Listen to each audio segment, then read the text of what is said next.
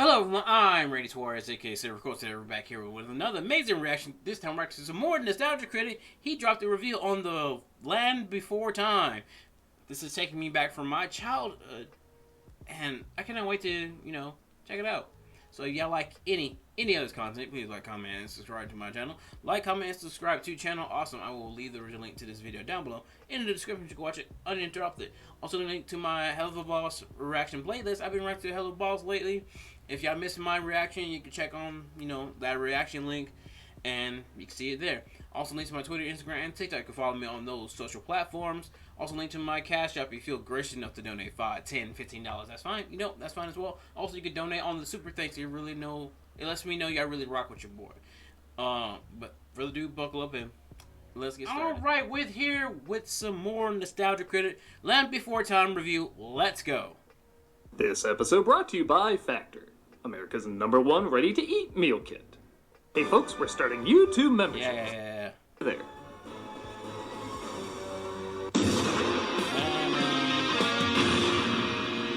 Oh, not longer intro. Okay. Hello, I'm the Nostalgia Critic guy, remembered, so you don't have to. And I want to try something a little different with this intro. I want to be a little real with you. And don't worry, I'm not going to play like the sentimental music. I'm not going to talk like this. Like, don't worry, I'm not going to do any of that. But I want to be a little legit with you. A while ago, I posted this video about how my health was doing. I said how I got shingles and I got past it okay, but it left me with this really bad fatigue and brain fog, and I was told I can't really do anything about it for at least 6 months. Well, 6 months have passed, and it's a lot better, but it hasn't gone away. And it's not something that's really awful or anything like that, because there's no pain involved, none at all, but it does start to mess with you after a while. When you get this thing, suddenly it can last a couple seconds, it can last a couple days, and I just feel lost in my own head. I can't focus, yet my mind is going to like a million things at once. I'm pretty sure I have ADHD and OCD, and they kind of complement each other because I like moving on to the next thing, but I also really love deadlines, so I think that really helps a lot for my work, and I have the greatest job in the world, and this is keeping me from my job. It's keeping me from making videos, and it drives me insane, and sometimes I can't even form words when it happens. Like I was at a convention earlier this week, and sometimes I had to have someone interpret what I was saying because my brain would just not be able to form words, and it's, like I said, not the worst thing, but you can really just get lost in it. There are times where I just truly feel lost. Now, why am I telling you all this? Why am I bringing this all up again instead? Well, first of all, I am going to see, an expert on it. Actually, by the time this comes out, I will have seen somebody already, so I mean that's already happening. But I swear, I'm not doing this to try and get pity from you by any means at all, because again, so many people are going through so much worse. But I'm bringing this up because while I go through this, for some reason, this movie keeps popping in my head. Really now? Well, first of all, Doug, I'm sorry that you're going through all this and stuff like that. And, sometimes I forget to slow down and speak with my words instead of mumbles. And that's on me. I do, I'm having a brain fog right now. But I understand how you feel. But all to be said, that movie can't pop up in your head when you're going through all this? Huh. Okay. That's how we started. Okay. Now, I don't need you to play therapist. It's very clear why this movie keeps popping up in my head. It's about lost characters trying to find their way back, and I'm clearly going through something similar. Yeah, in a different way. I haven't been chased by a T-Rex yet. But my mother's dead.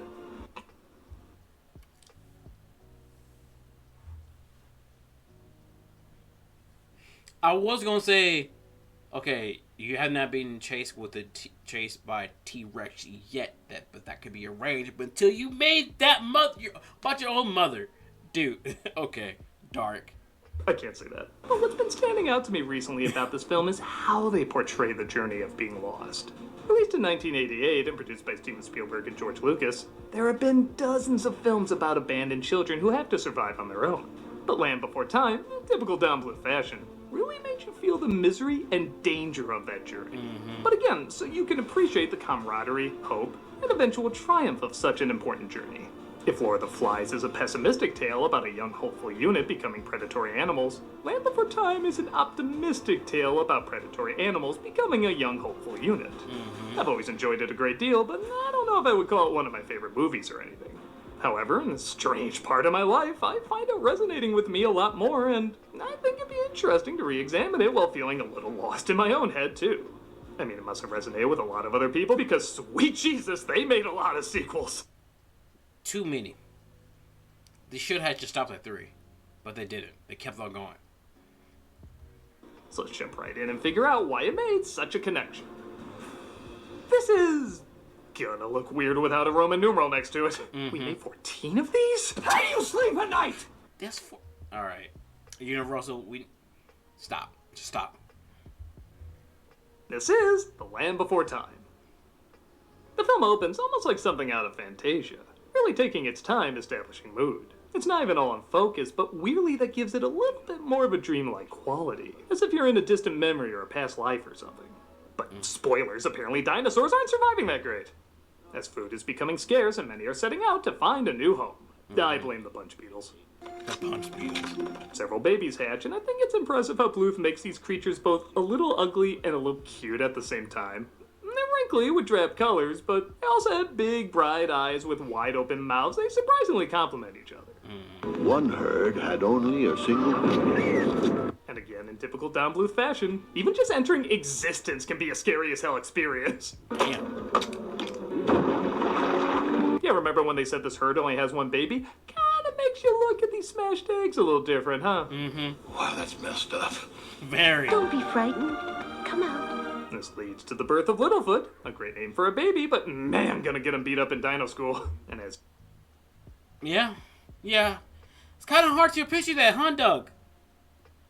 he grows, he too sees how scarce food is and follows his mother to a place called the Great Valley. Have you ever seen the Great Valley? No. Sorry, I had to take the roundabout to answer that, but it was more of a face-to-face answer. They also discover one leaf left called a tree star, and they decide not to eat it because it's very special. A tree star. It is very special. Granted, they never say why it's special, but I kinda dig that.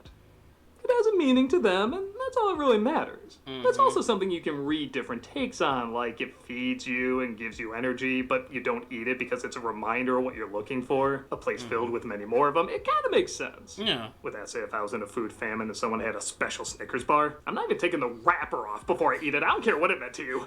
Some things you see with your eyes. Others you see with your heart.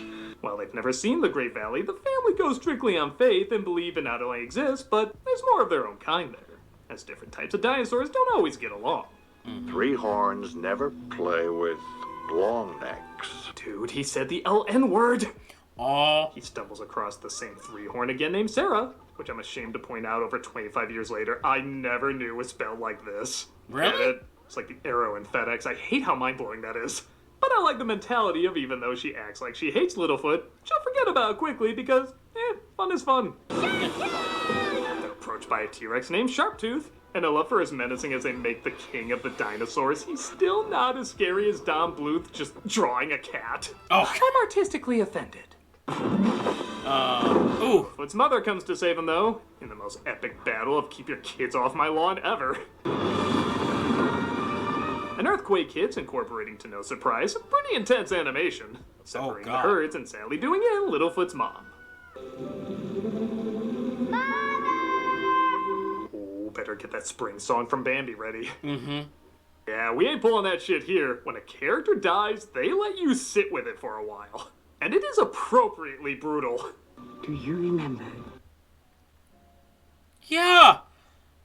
I actually totally forgot about that, and oh, yeah.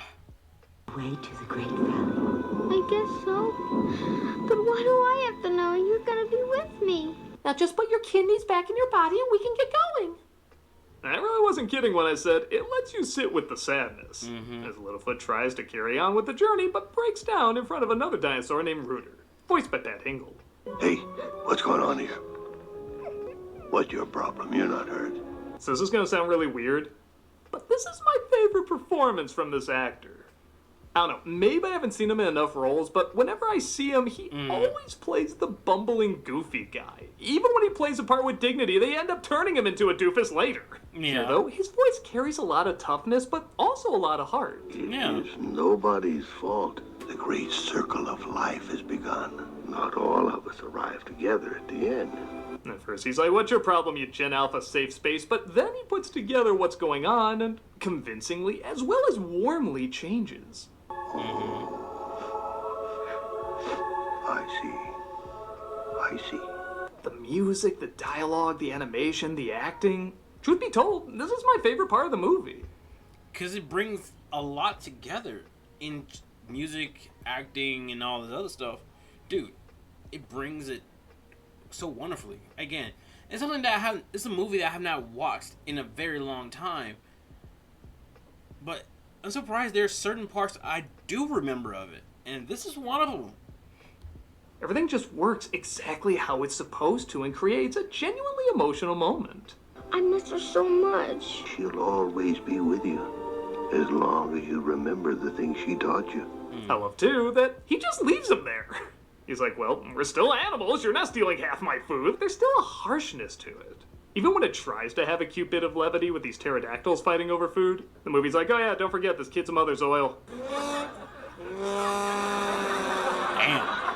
He sleeps in his mother's footprint because sweet Jesus, but then he stumbles upon the tree star from before, swearing he's hearing his mother's voice. Follow the bright circle past the great rock that looks like a long neck. But try to get there early. They always dress him up weird for the holidays. I think it's cool we don't know if Littlefoot is actually hearing his mother or if he's just remembering what she told him like Reuter said. Mother! But it's okay. Look, Mama is still alive! Mama is still alive!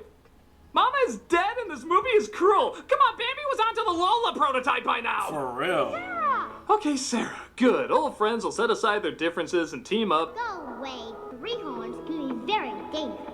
Even the plot of the story, the only thing giving a glimmer of hope is like, yeah, not yet. Night.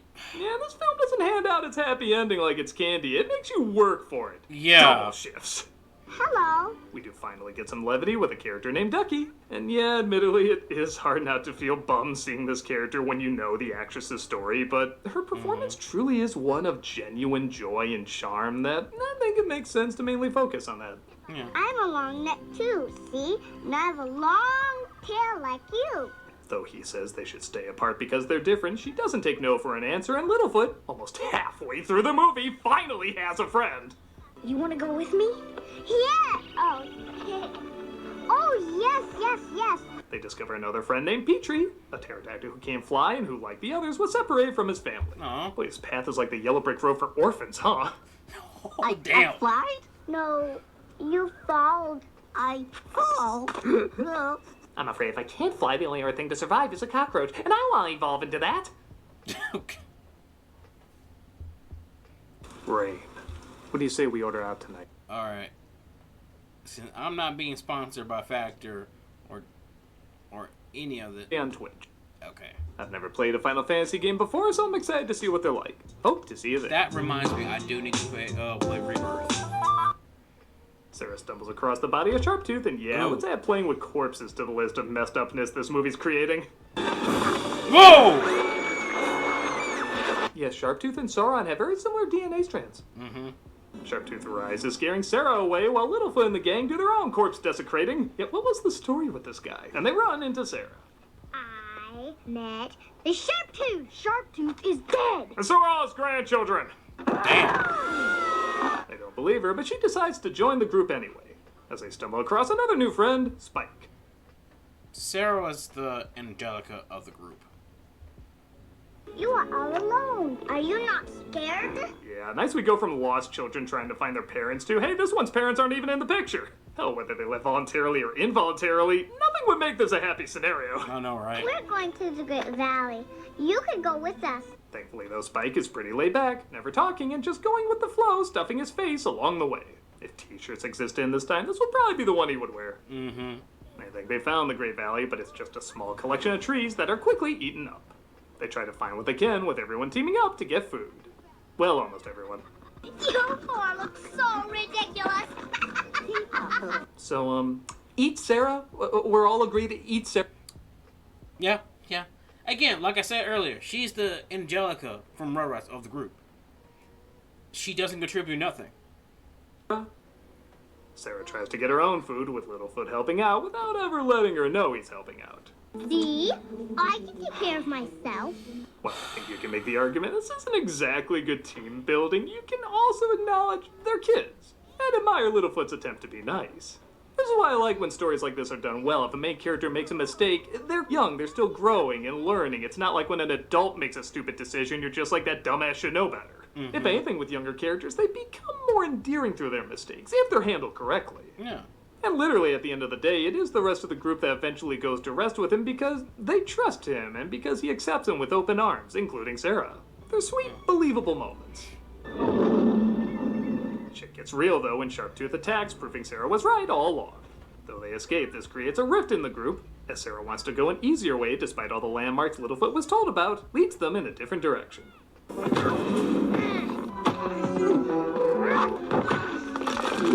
Again, when the kids fight, especially when they're exhausted, it feels real. Yeah. They feel vulnerable like actual kids are, letting their emotions get the best of them and not always knowing if they should reel them back or not.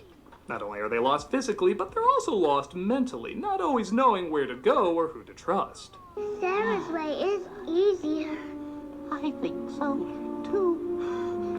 This must be the American side of the continent. Mm-hmm. But it turns out Sarah's way leads to Dragon's Lair, where our heroes are trapped and have to be saved by Littlefoot. They even save Sarah pretending to be a giant tar monster. Sarah, it is us! Yeah, let's be careful how we animate that tar. You're not Disney, and right now that's a good thing. Yeah. Sarah, come back! Sarah's ashamed she almost got her friends killed, especially when they would gladly do so on their own. It's Sharptooth! Let's get rid of him once and for all. Or, you know, maybe we can say we like him to his face and then tweet we hate him online. Yeah. They lure him towards a giant lake and try to push a boulder on his head to drown him. The boulder is too heavy, but Sarah returns to give an extra push, and even Dimitri finally learns to fly to fight him off. Kind of like the Snyder Cut, I like everyone has a role to play in the climax. If one character was gone, they wouldn't survive. Everyone has to pull their weight in order for this to work. Littlefoot. Mother! Just as Littlefoot's ready to give up on the Great Valley, he swears he hears his mother calling to him. And sure enough, the Great Valley was in his heart the whole time. Nah, it's around the corner. The Great Valley was all they dreamed it would be. Enough tree stars to feast on forever. And we do mean forever. Like, for so many sequels. Brother, fight! He'll eat about 90% of our rations, but the merchandise will be through the roof. The ending's just as warm and earned as it should be, as the misery they all went through finally pays off and the lost are finally found. And yeah, I think that's why the film's been resonating with me so much. It knows how to make the characters truly lost, but never hopeless. Yeah.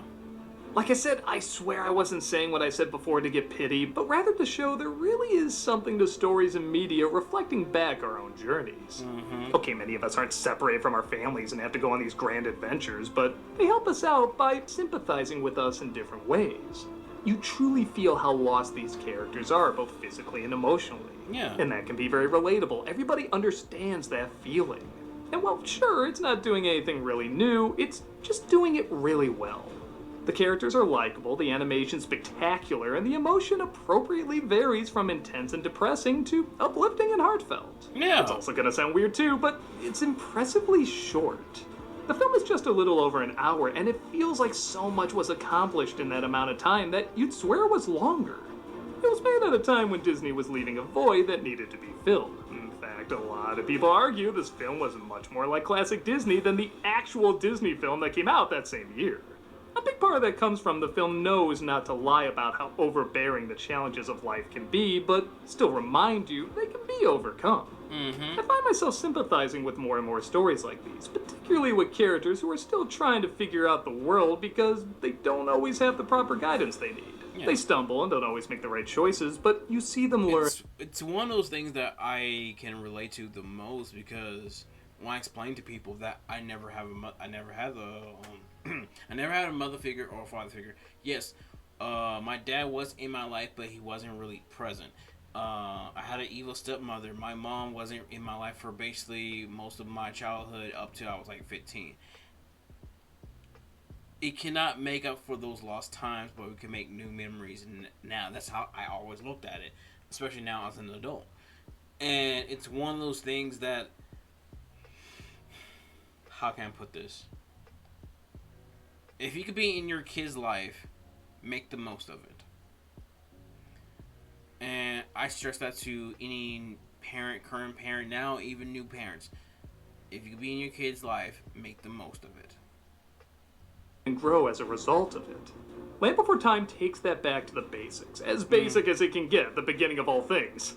So you can connect with a timeless journey that always has been and always will be continuing in one way or another. It's a solid adventure with solid leads and a solid message about finding what you thought may never be found. I'm the Nostalgia Critic guy, remember? So you don't have to. Good luck, Doug. I flied? But yeah, it's a great reaction, man. Again, I'm sorry that you're going through that, with shingles and stuff like that, but man, just handle it your way, and you can get through it. And that's what I believe. But anyway, if y'all like any of this content, please like, comment, and subscribe to my channel. Like, comment, and subscribe to Channel Awesome. I will leave the original link to this video down below in the description. You can watch it uninterrupted. Also, link to my Helluva Balls reaction playlist. I've been reacting to Helluva Balls lately, while we all wait for season 2, episode 8. So you can check out my reactions on there if you miss it.